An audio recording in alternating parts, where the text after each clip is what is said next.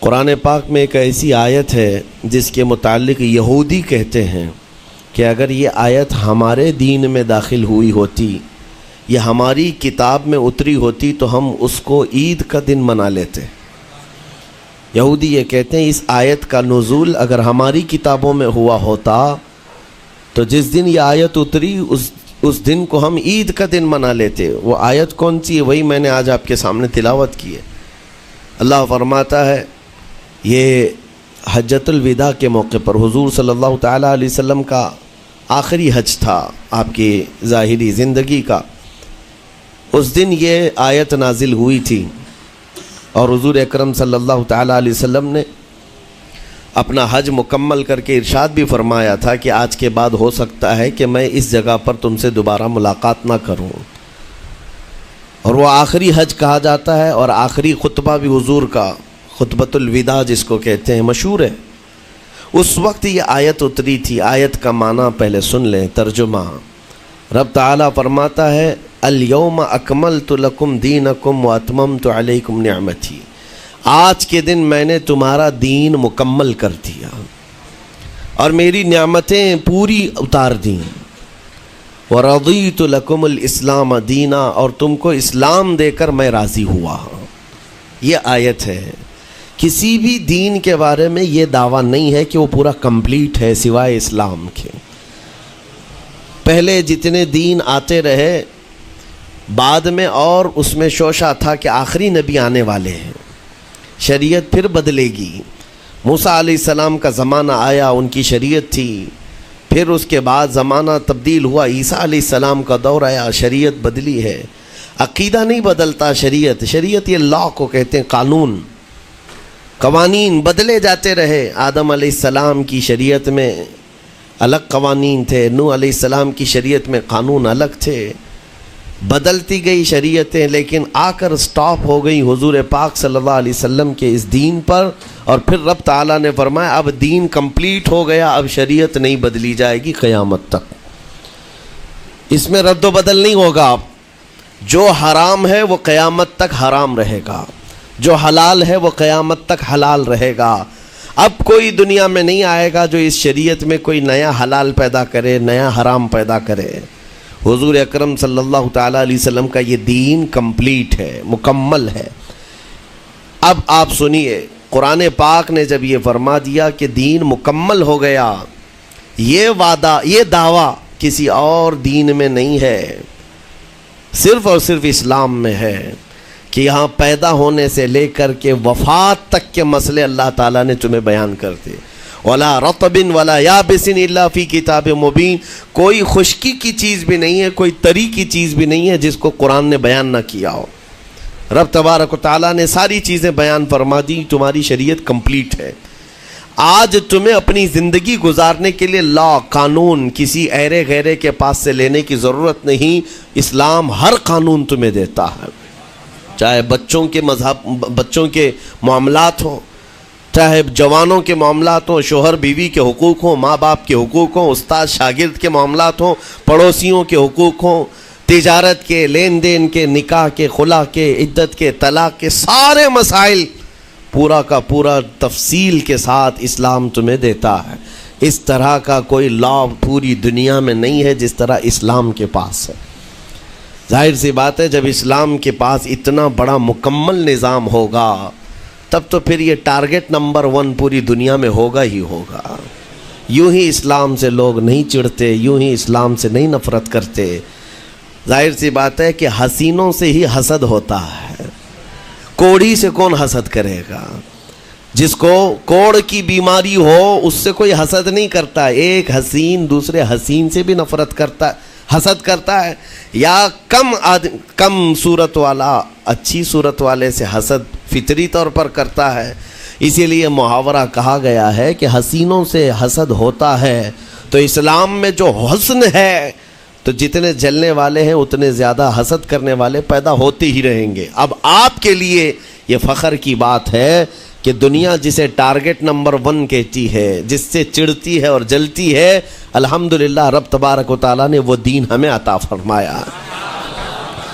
وہ اس لیے نہیں ہے کہ لوگوں کے چڑھنے کی وجہ سے میں فخر کر رہا ہوں، اس لیے کہ میرے دین کے علاوہ کوئی دین ایسا نہیں جو یہ دعویٰ کر سکے کہ ہم کمپلیٹ لا رکھتے ہیں، صرف اور صرف اسلام کے پاس ہے۔ میں یہاں کھڑے ہو کر کے یہ صرف الفاظ کی پھیکم پھاک نہیں کر رہا ہوں، چیلنج ہے یہ۔ پوری دنیا کے کسی بھی ریلیجن کے پاس وہ سارے مسائل نہیں مل پائیں گے جو دین اسلام کے پاس موجود ہیں۔ دین اسلام کے لیے اگر آپ کو میں بتا دوں کہ اس کا جو فقہ کا نظام ہے، مسئلے مسائل، جس کو اگر آپ پڑھنے کی کوشش بھی کریں زندگیاں بیت جائیں، صرف اور صرف ایک چیپٹر پر کتابیں لکھی ہوئی ہیں، صرف نکاح کے مسئلے کتابیں پوری ہیں، صرف طلاق کے مسئلے پوری کتابیں موجود ہیں۔ اتنا وستار کے ساتھ، اتنا تفصیل کے ساتھ کوئی دین نہیں پیش کرتا، صرف اور صرف اسلام ہے۔ یہ باتیں میں آپ کے سامنے کیوں رکھ رہا ہوں میرے عزیز ہو؟ تاکہ تمہیں یہ احساس ہو کہ اللہ نے کون سی نعمت تمہیں دی ہے۔ اسی آیت میں رب تعالیٰ فرماتا ہے وَأَتْمَمْتُ عَلَيْكُمْ نِعْمَتِي، میں نے اپنی پوری نعمت تمہیں دے دیا، پوری نعمت تمہیں دے دیا۔ احساس کرو کہ اسلام سے بڑھ کر نعمت کیا ملتی تمہیں، اسلام سے بڑھ کر کے کیا نعمت ہے، جس میں رب تبارک و تعالیٰ نے تمہیں اخلاق و کردار دیے ہیں، تعلیم کے لیے سارے۔ آپ کو ابھی اس زمانے میں پروپیگنڈے کے شکار ہو گئے کہ ہم جاہل قوم سے وابستہ ہیں، ہمارے ہاں جہالت زیادہ ہے، ہمارے ہاں بد کرداری زیادہ ہے۔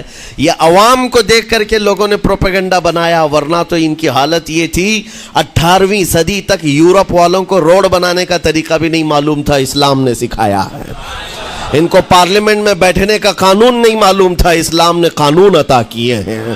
ان کو عدالت چلانے کے معاملے معلوم نہیں تھے، اسلام نے پوری کتابیں پیش کی ہیں۔ اٹلی اور ڈنمارک جو آج یورپ کی کنٹریز میں شامل ہوتے ہیں، یہاں کے بادشاہوں کے بچے اسلامی علماء کے پاس اندلس میں پڑھنے کے لیے جاتے تھے، عیسائیوں کے، دوسروں کے، انگریزوں کے بچے، اور جب پڑھ کر کے آتے تھے اٹلی اور ڈنمارک میں واپس تو پورے لوگ ان کو دیکھنے کے لیے بھیڑ لگاتے کہ یہ علماء اسلام سے پڑھ کر کے آ رہے ہیں۔ دنیا کو قلم پکڑنا سکھایا ہے اسلام نے۔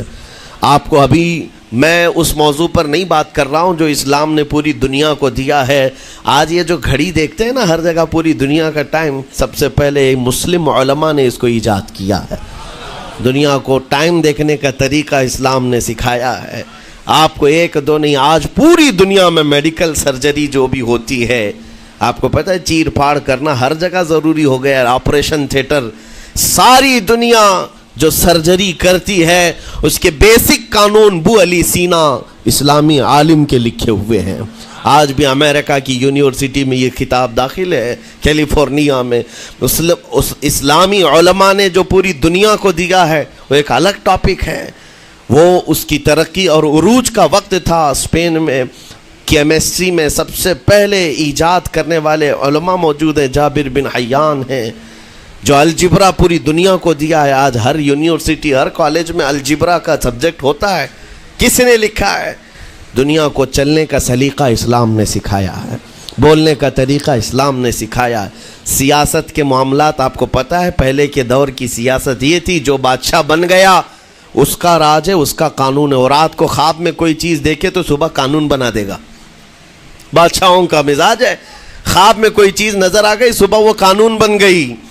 تو یہ تو سلسلہ چلتا تھا پوری دنیا میں، اور آج بھی دنیا اس بات کی قرضدار ہے کہ حقیقت میں سیاست کسی نے سکھائی ہے تو وہ عمر ابن خطاب کی سیاست ہے، صدیق اکبر کی سیاست ہے۔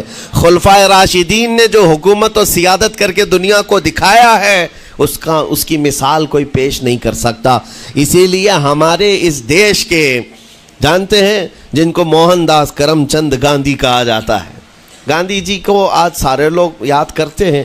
گاندھی نے یہ کہا ہے اپنے دور کے حکومت چلانے والوں کو مثال اگر کوئی دے سکتا ہوں تو ابو بکر اور عمر کی دے سکتا ہوں، کیونکہ یہ کالپنائیں نہیں ہیں، یہ خیالی نہیں ہیں، یہ فیلڈ میں اترے ہوئے لوگ ہیں۔ وہ صدیق اکبر اسلام نے دیا ہے جس نے پوری دنیا کو فاقہ کشی میں خود رہ کر کے لوگوں کی بھوک مٹانے کا سلیقہ عطا کیا ہے۔ اس عمر ابن خطاب کو اسلام نے دنیا میں پیش کیا ہے جس عمر فاروق کا حال یہ ہے، پورا مدینہ رات کو سوتا ہے اور یہ خلیفہ وقت گلیوں میں گشت کر رہا ہوتا ہے کہ کوئی بھوکا نہ سو رہا ہو۔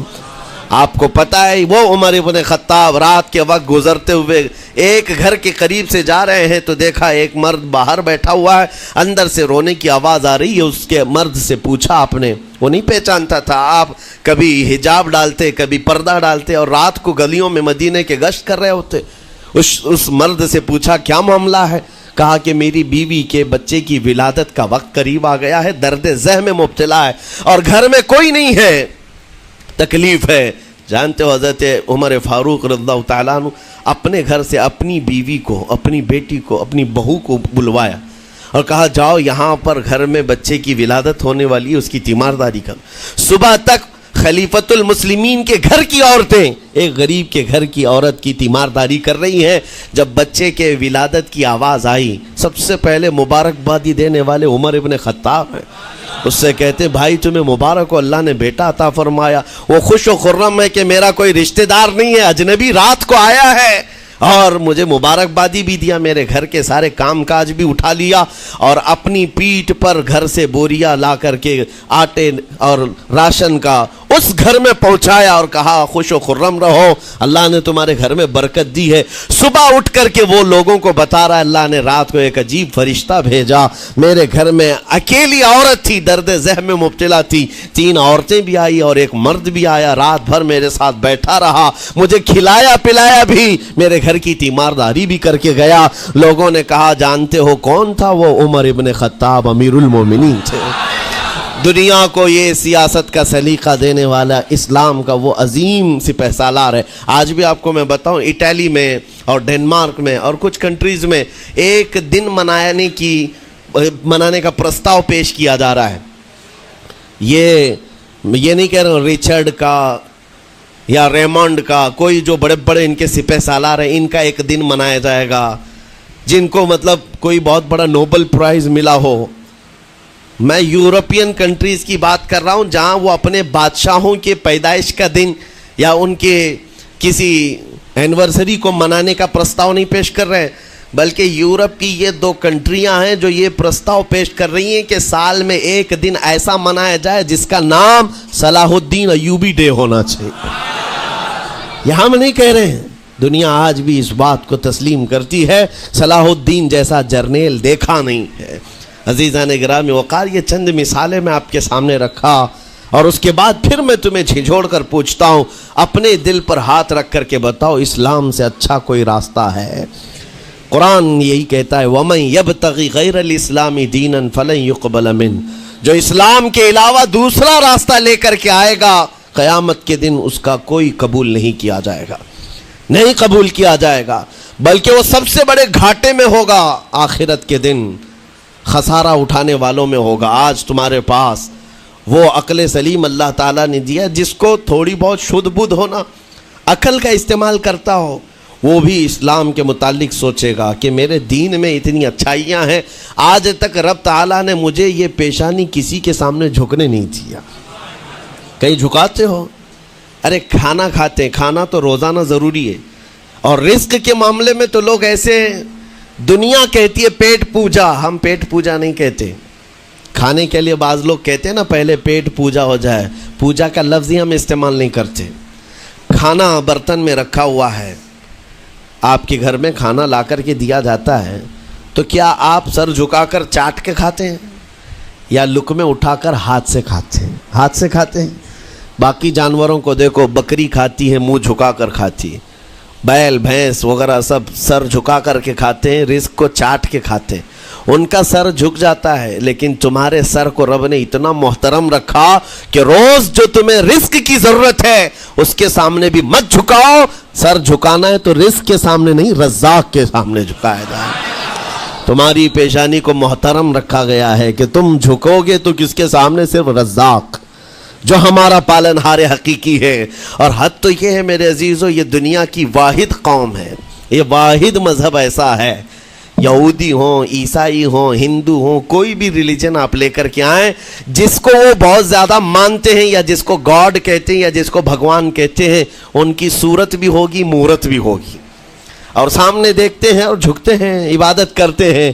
لیکن تنہا مسلمان ایسے ہیں، کروڑوں مسجدیں ہوں گی، کہیں خدا کی کوئی تصویر دیکھا ہے؟ کہیں مسجدوں میں خدا کا کوئی مورت یا صورت بنائی ہوئی دیکھا ہے؟ نہیں ہے. یہ واحد قوم ہے جو بن دیکھے مولا کی بارگاہ میں سجدے میں جھک جاتی ہے. صرف بات اتنی ہے کہ ان کو یہ کہنا پڑے گا. اگر میں کہوں میرے نام پر آ جاؤ جھک جاؤ، نہیں، کوئی نہیں جھکائے گا. ہاں، یہ کہنا پڑے گا امام کو بھی، اللہ اکبر، اللہ سب سے بڑا ہے. پھر کوئی پیچھے کھڑا ہوا یہ نہیں پوچھتا کہ کس نے کہا، کون پکار رہا ہے، پیشانی لے جا کر زمین پر لگا دیتے. کیوں؟ ہماری پیشانی خالص اللہ کے لیے ہے. میرے عزیزوں، یہ وہ پرائیورٹیز ہیں اور یہ اسپیشلٹی ہے آپ کے اس کمیونٹی کی، جس کو مجھے آپ کے سامنے رکھنا ہے. اتنی سارے اچھے گلشن کو چھوڑ کر اگر کوئی بربادی کی طرف جائے تو پھر سوائے بدنصیبی کے کیا ہے اس کے پاس؟ جس کو اللہ تبارک و تعالیٰ وعدے کیا ہو کہ تم اپنی جان اور اپنے مال کے بدلے مجھ سے جنت خرید لو، جہاں پر سارے اخلاق و کردار اور دنیا کی سب سے اعلیٰ اخلاق تمہیں سکھانے کے دعوے کیے گئے ہوں، وہ چھوڑ کر کے اگر دنیا کہیں اور جائے تو پھر تمہاری یہ ہرما نصیبی ہے. ایک بات میں آپ کو بتاؤں، سکسیس کس کو کہتے ہیں؟ کامیابی. اور ہر کوئی یہ کہتا ہے کہ مجھے سکسیس کی طرف سفر کرنا ہے. 10ویں پاس نوجوان کو بھی پوچھیں کہ کوئی بھی کورس کر رہا ہے، آگے جا رہا ہے، کیوں جا رہا ہے؟ کچھ سکسیسفل لائف گزارنا ہے، کامیاب زندگی گزارنا ہے، اس کے لیے دروازے کھٹکھٹا رہا ہے. تمہیں پتہ ہے ان مسجدوں کے میناروں سے جو آواز گونجتی ہے اذان کی، اس میں ایک لفظ آتا ہے. سارے لفظ تو آپ کو یاد ہوں گے. اللہ اکبر بھی کہا جاتا ہے، اشہدو ان لا الہ الا اللہ بھی، اشہدو ان محمد رسول اللہ بھی ہے. اس کے بعد ایک لفظ پکارتا ہے مؤذن، حی علی الصلاۃ. حی علی الصلاۃ کا مطلب ہوتا ہے آؤ نماز کی طرف، آؤ نماز کی طرف. اس کے بعد ایک اور لفظ پکارتا ہے حی علی الفلاح، جس کا معنی معلوم ہے آپ کو؟ مؤذن یہ کہتا ہے آؤ کامیابی کی طرف، آؤ کامیابی کی طرف. ٹوٹل یہ دن میں 10 بار مؤذن پکارتا ہے. فجر میں 2 بار، ظہر میں 2 بار، عصر میں 2 بار، مغرب میں 2 بار، عشاء میں 2 بار. کتنی مرتبہ پکارا؟ 10 بار پکارا تمہیں، آؤ کامیابی کی طرف. لیکن ایک بات یاد رکھو، یہ پکارنے والے مؤذن کی حالت مت دیکھو کہ یہ پکار رہا ہے، بلکہ یہ رحمان کی صدا ہے، یہ اللہ کی صدا ہے جو تمہیں بلا رہا ہے. یہ تو اپنی آواز اور اپنے الفاظ سے ترجمانی کر رہا ہے اور تمہیں اللہ کی صدا تمہارے تک منتقل کر رہا ہے. لیکن حقیقت میں بلانے والا کون ہے؟ اللہ ہے. مسجدوں میں بلانے والا کون ہے؟ اللہ ہے. اللہ کی صدا پر آپ آ رہے ہو. اب سوچو، جو رحمان تمہیں 10 مرتبہ دن میں یہ بات پہنچا رہا، آؤ کامیابی کی طرف، آؤ کامیابی کی طرف، تم اس چیز کو چھوڑ کر کے کامیابی ان لوگوں کے سامنے ڈھونڈنے نکلے جن کو پیشاب کرنے کا سلیقہ نہیں معلوم، جن کو کھانے پینے کے طور طریقے نہیں معلوم. ان لوگوں کے پاس ہمارے بچے اگر کامیابی ڈھونڈیں گے تو بات یہی ہے، ٹوپی کو سر پر پہنو تو اچھا لگے گا، لیکن دوسری جگہ پہننے لگے تو بیوقوف کہیں گے، ظلم کر رہے ہو ٹوپی کے ساتھ. اسی طرح میں کہتا ہوں مسلمان کو اللہ کی بارگاہ میں آ جانا سب سے بڑی کامیابی ہے. اور اگر دوسروں کے ہاں در در بھٹکتا ہے تو گویا کہ اس نے اپنی حیثیت کو ہی گرا دیا ہے. اسی لیے اقبال نے کیا کہا تھا، بہت اچھی بات، کہ وہ ایک سجدہ جسے تو گراں سمجھتا ہے. گراں کا مطلب کیا؟ بھاری. ایک سجدہ کرنے میں تو بھاری پن محسوس کرتا ہے. وہ ایک سجدہ جسے تو گراں سمجھتا ہے، ارے 1000 سجدوں سے دیتا ہے آدمی کو نجات. در در جھکنے سے تو تمہیں بچا لیتا ہے. اس کے سامنے بھی جھکا، نیتا کے سامنے بھی جھکا، سیٹ کے سامنے بھی جھکا، پولیس کے سامنے بھی جھکا، جج کے سامنے بھی جھکا، سب کے سامنے جھک رہا ہے. ایک سجدہ یہاں کر لے، مولا ہر سجدے سے تجھے آزاد کرتے. یہاں جھکنے والا پھر کہیں اور نہیں جھکتا. ہاں، اسی لیے شاعر نے کہا ہے، مرد حق باطل کے آگے مات کھا سکتا نہیں، سر کٹا سکتا ہے لیکن سر جھکا سکتا نہیں. یہ ہماری تاریخ ہے جو آپ کے سامنے ہے. آپ کو پراؤڈ فیل ہونا چاہیے کہ رب تعالیٰ نے مجھے کون سی بڑی نعمت عطا کی. اتنی عظیم نعمت ہے. ایک واقعے کے ساتھ میں اپنی گفتگو کو آپ کے اندر ڈالنے کی کوشش کرتا ہوں. حضور پاک صلی اللہ تعالیٰ علیہ وسلم کے دین کی حلاوت اور چاشنی کس کو ملے گی پتہ ہے؟ 3 چیزیں. جو ایمان کی لذت جس کو ملتی ہے وہ پھر دوسری جگہ نہیں منہ مارتا, ادھر ادھر نہیں دیکھتا کہ کہاں کامیابی ہے, کہاں سکسیسفل ہے, بلکہ جس کو ایمان کی لذت ملی ہے وہ یہ سوچتا ہے کامیابی میرے نبی کے قدموں میں ہے, مجھے جو ملنا ہے وہ یہیں سے ملنا ہے. بریلی کے امام کہتے تھے یا رسول اللہ خلق کے حاکم ہو تم, رزق کے قاسم ہو تم, جو ملا تم سے ملا تم پہ کروڑوں درود, اور تم ہو حفیظ و مغیث. یا رسول اللہ تم ہو حفیظ و مغیث, کیا ہے وہ دشمن خبیث, تم ہو تو پھر خوف کیا, تم پہ کروڑوں درود. یہ ایمان کی لذت جسے مل جاتی ہے وہ کامیابی حضور کے قدموں میں ہی دیکھتا ہے, پھر اسے ادھر ادھر کی چیزیں نہیں پریشان کرتی. یمن کا ایک قبیلہ تھا بنو کلب. اس قبیلے کے ایک شخص تھے حارثہ نام, ان کی بیوی سعدہ. ایک چھوٹا سا واقعہ بتا رہا ہوں. حارثہ اور سعدہ چھوٹا سا خاندان تھا, 3 بچے تھے. حارثہ کے بیٹوں میں ایک بیٹے کا نام ہے زید. نام یاد رکھیں, بہت امپورٹنٹ نام میں ذکر کر رہا ہوں. ایک ہی نام ایسا ہے جو قرآن میں آیا ہوا ہے, وہ زید. یہ حارثہ کے بیٹے زید ہے, بیوی سعدہ ہے. یہ حارثہ اور سعدہ 3 بچوں کے ماں باپ تھے, ہنسی خوشی زندگی گزار رہے تھے. سعدہ ایک دن اپنے بچوں کو لے کر اپنے مائکے جا رہی تھی. راستے میں ڈاکوؤں کا حملہ ہو گیا, مال سب چھین لیا قافلے کا, اور اتفاق ایسا کہ یہ 8 سال کے جو زید تھے ان کو بھی ڈاکوؤں نے چھین لیا. ایک ماں سے اس کا 8 سالہ بڑا بیٹا چھین لیا جائے تو ماں کی کیفیت کیا ہوتی. اس قدر درد میں تھی ماں. جان تو بچ گئی, 2 بچے بھی بچ گئے, لیکن بڑا بیٹا میرے ہاتھ سے چلا گیا. مارے مارے صحراؤں میں گھومتی تھی, پکارتی تھی میرا زید میرا زید میرا زید میرا زید. ڈاکوؤں نے زید کو کیا کیا, عکاظ کا ایک میلہ لگتا تھا اس وقت, یہ غلامی کا دور تھا, لوگ انسانوں کو پکڑتے اور بیچ دیتے تھے. وہاں لا کر کے انہوں نے زید کو بیچ دیا, غلام کی حیثیت سے بیچ دیا. آگے میں بتاتا ہوں. یہاں سعدہ کا حال بے حال تھا. واپس گھر آئی تو باپ اپنے شوہر سے کہا, اور شوہر کا حال تو ایسا تھا کہ وہ زید کو اپنے آنکھوں کا نور, اپنے آنکھوں کا سرور سمجھتا, اور اس قدر پیار و محبت والا باپ مارے مارے گھومتا رہا گلیوں میں. اور ان کا لکھا ہوا ایک اشعار کا منظوم ترانہ ہے جو اپنے بیٹے کی جدائی میں لکھا. اپنے تو اپنے دشمن بھی وہ ترانہ سنتے تو رو پڑتے تھے. ایک باپ کا درد اپنے بیٹے کی جدائی میں, بہت روتے تھے, بہت. ماں بھی دن رات روتی, باپ بھی پہاڑوں پر چڑھ جاتے اور وہاں سے صدا لگاتے, اے آسمان اگر تو نے زید کو دیکھا ہے تو میرے حوالے کر دے. زمین کے چپے کہیں اگر زید میرا زندہ ہے تو مجھے وہاں تک لے چل. یہ اشعار میں گنگناتے تھے, روتے تھے.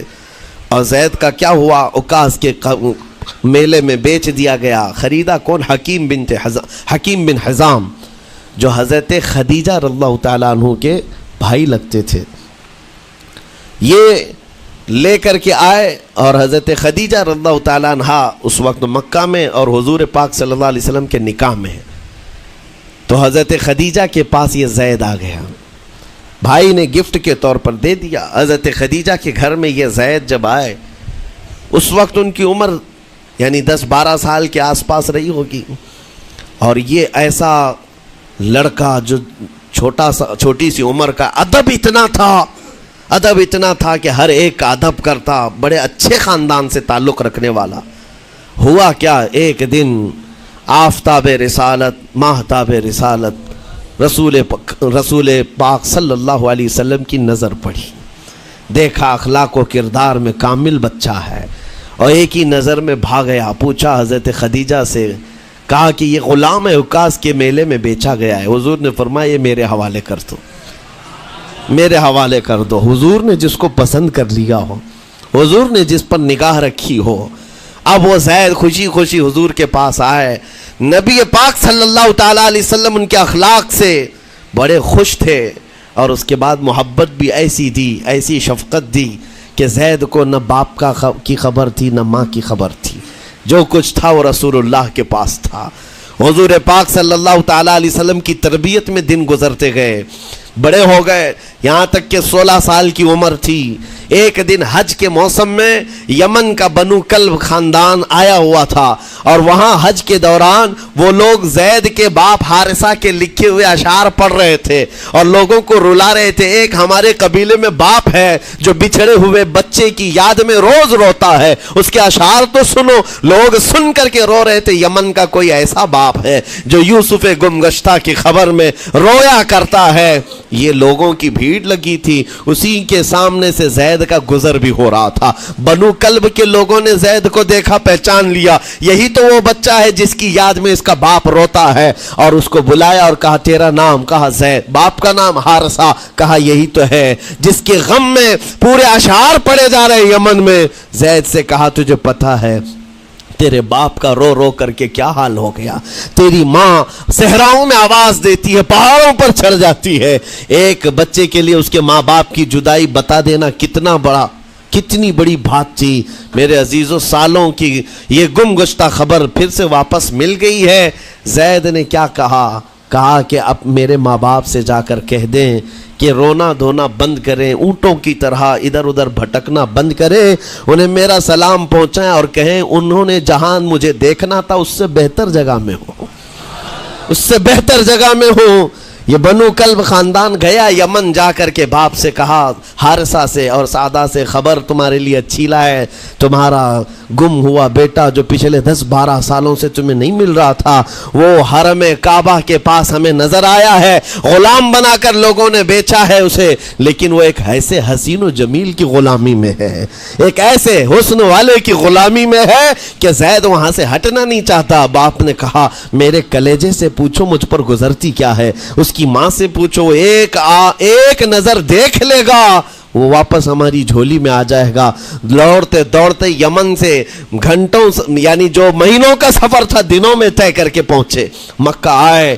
جیسے ہی آئے تو رسول پاک صلی اللہ علیہ وسلم کو ڈھونڈا، حضور پاک مل گئے تو دھاڑے مار مار کر باپ رونے لگا اور کہا کہ اے محمد صلی اللہ علیہ وسلم، ہم نے آپ کے متعلق سنا ہے یتیموں کے والی ہیں، آپ کا دل بہت بڑا ہے، مجھ باپ کے اوپر رحم کیجئے، برسوں سے اپنے بچے کے لیے ترس رہا ہے، میں اور میری بیوی تڑپتے ہیں، صحراؤں میں آواز دیتے ہیں۔ حضور نے پوچھا ہوا کیا ہے تمہارے ساتھ؟ کہا ہمارا بیٹا گم ہو گیا تھا، برسوں ہو گئے تھے، لیکن سنا ہے وہ یہاں رہتا ہے۔ حضور نے پوچھا کیا نام ہے اس کا؟ کہا زید اس کا نام ہے، میرا نام حارثہ ہے۔ حضور پاک صلی اللہ علیہ وسلم کے محبوب زید کے بارے میں پوچھ لیا، حضور جس سے خود محبت کرتے ہوں، حضور جس سے محبت کرتے ہوں، باپ نے پوچھ لیا۔ حضور نے فرمایا کہ ٹھیک ہے، میں ایک باپ کے کلیجے سے اس کے بیٹے کو الگ نہیں کر سکتا، ماں سے اس کے بیٹے کو جدا نہیں کر سکتا، لیکن بات اتنی ہے کہ زید کو بلایا جائے، فیصلہ اس کے ہاتھ میں ہے، فیصلہ اس کے ہاتھ میں ہے۔ میں زید کو بلاتا ہوں۔ غلام تھے اس وقت، حضرت زید کو بلایا گیا اور اس وقت بھری جوانی والا زید ہے، جیسی ہی آئے پہلی نظر باپ کو دیکھا، ماں کو دیکھا، ماں باپ تو چیخ پڑے ہمارا زید مل گیا، ہمارا زید مل گیا۔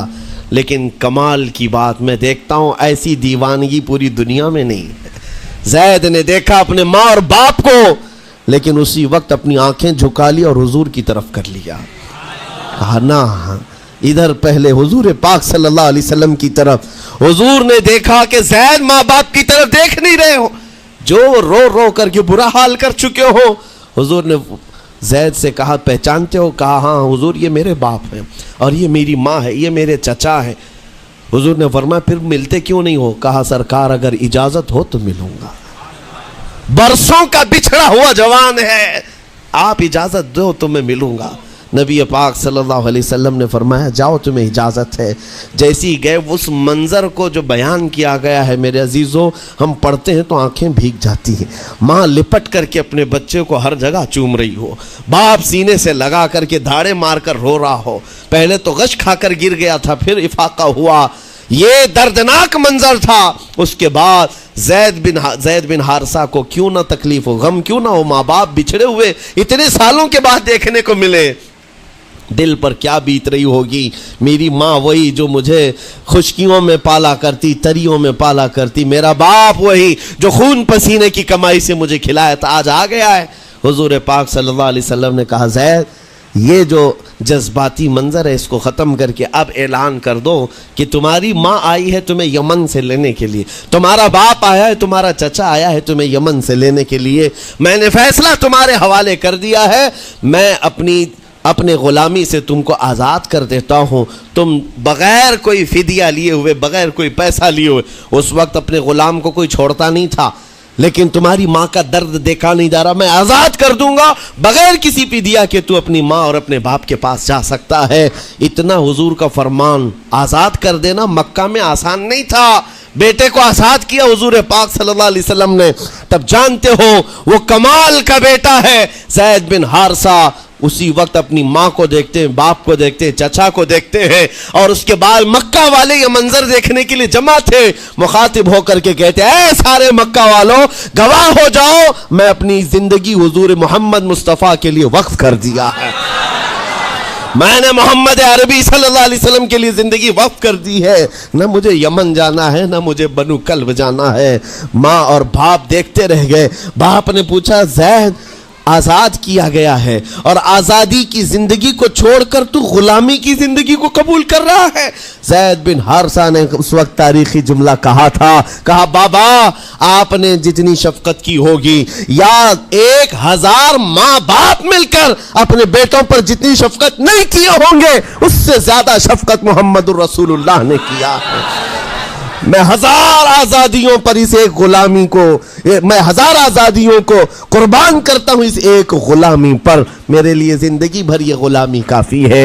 اتنا کہا تھا میرے آقا صلی اللہ علیہ وسلم نے اپنے باہوں کو پھیلا دیا, سینے سے لگایا اور زید بن حارثہ کو لے کر خانہ کعبہ کے پاس آئے. میرے عزیزو ان کا حال بھی ایسا ہے کہ اگر کوئی ٹوٹ کر چاہتا ہے تو یہ نہیں ہے کہ تو چاہ رہا ہے, بلکہ ان کا حال یہ ہے اتنا دیا سرکار نے مجھ کو جتنی میری اوقات نہیں, یہ تو ان کا کرم ہے ورنہ مجھ میں تو ایسی بات نہیں. آتا ہے فقیروں پہ انہیں پیار کچھ ایسا, خود بھیک دے اور خود کہے منگتے کا بھلا ہو. حضور اکرم صلی اللہ علیہ وسلم زید بن حارثہ کو پکڑتے ہیں, خانہ کعبہ کے پاس لے آتے ہیں. ہجوم جمع تھا, مکہ والے سب کھڑے تھے. تب نبی پاک صلی اللہ علیہ وسلم اعلان کر کے کہتے ہیں اے مکہ والوں سن لو, آج سے زید کو میں نے آزاد کیا ہے, اور صرف آزاد نہیں, آج سے یہ میرا وارث ہے اور میں اس کا وارث ہوں,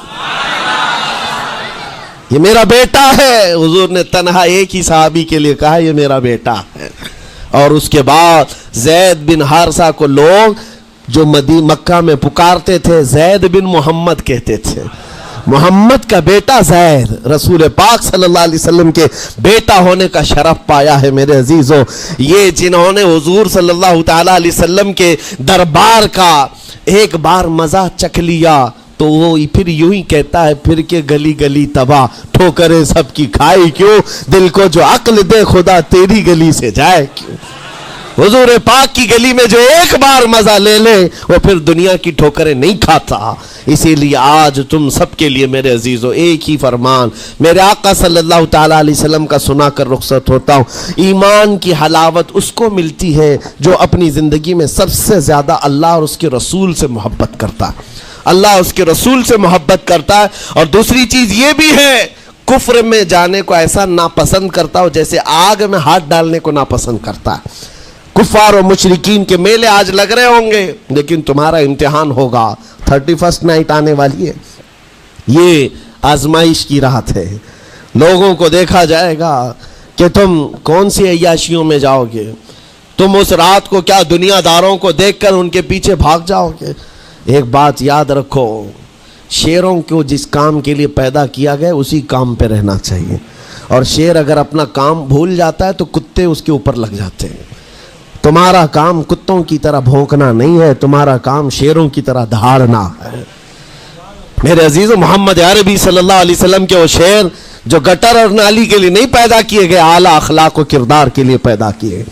تم امت محمدیہ خیر امت ہو, شراب پینے کے لیے نہیں, جوا کھیلنے کے لیے نہیں, تاش کے پتوں پر مال اڑانے کے لیے نہیں, غلط نگاہوں کو پھیلانے کے لیے نہیں، آوارہ گردی کے لیے نہیں پیدا کیے گئے، تمہاری نسبت رسول اللہ سے ہے۔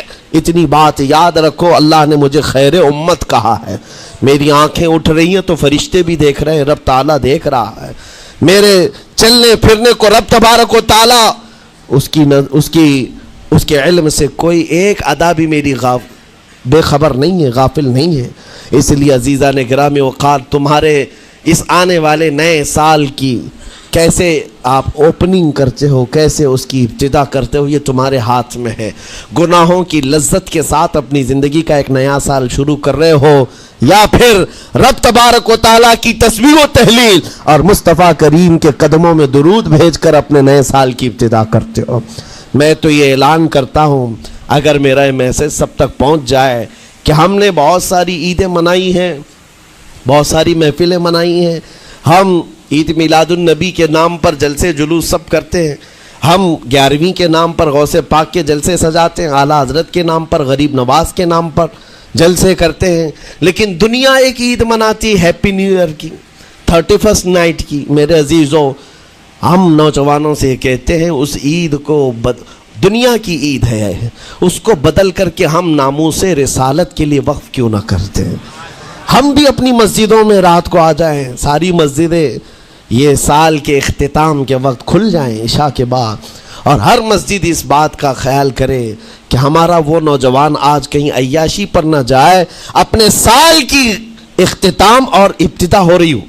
یہ ہم کو پتہ نہیں، ابھی تو ہم بیٹھے ہیں، اگلے سال تک ہم رہیں گے کہ نہیں رہیں معلوم نہیں، یہ تو دسمبر کا لاسٹ چل رہا ہے، لیکن یہ ہمیں پتہ نہیں 1 جنوری دیکھ سکتے ہیں کہ نہیں دیکھ سکتے، ہم میں سے کسی کو علم نہیں ہے۔